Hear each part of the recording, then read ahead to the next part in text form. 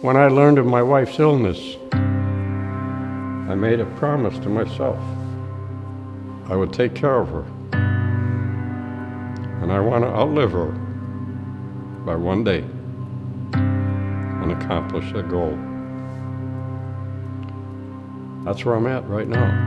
I spend 3 hours a day with her through lunch.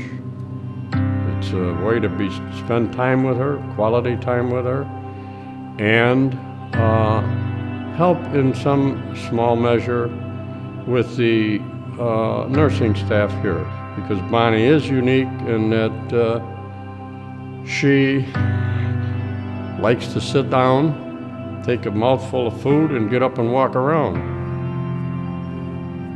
One of the concerns that we had was that more and more people are living longer and living with dementia, but often we don't get trained in nursing school or as CNAs or cooks or maintenance staff in how to best meet those needs. So through some research of people that were interested in that, they found the Positive Approach to Care and the Eden Alternative, which are two ways to help people with dementia live their best life.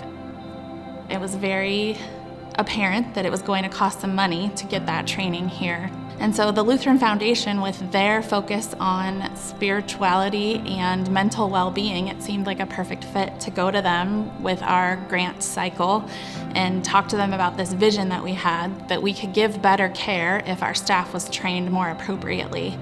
And so luckily they made a big investment in 2015, and we were able to bring the corporate trainers from the Tiba Snow organization so that our staff could start that journey of having better care for our residents that are living with dementia, and that we could better support their families as well. We're very particular in the staff members that we choose to enter into our memory care ambassador training. But sometimes we will select people that we feel maybe are struggling in working with people who are living with dementia.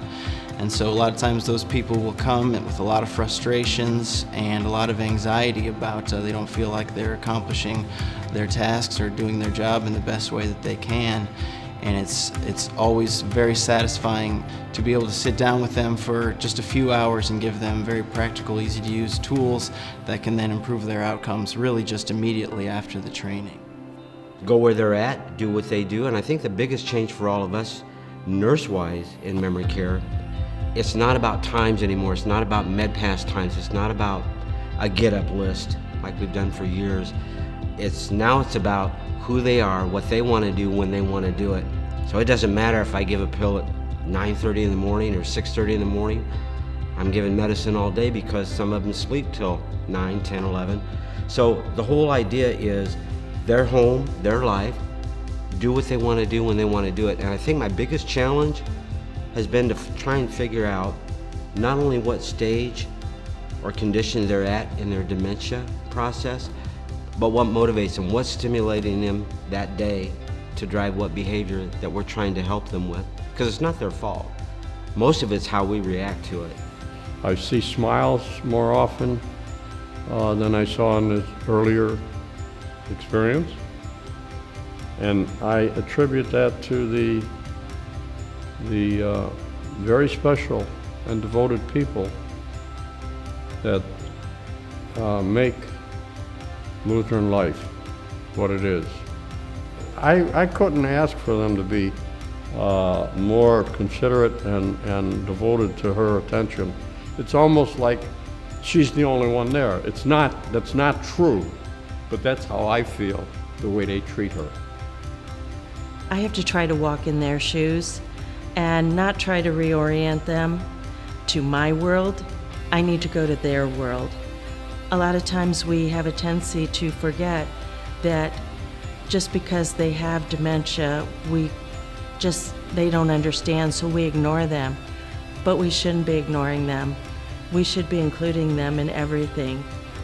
I have said repeatedly that now that my wife is comfortable and cared for properly,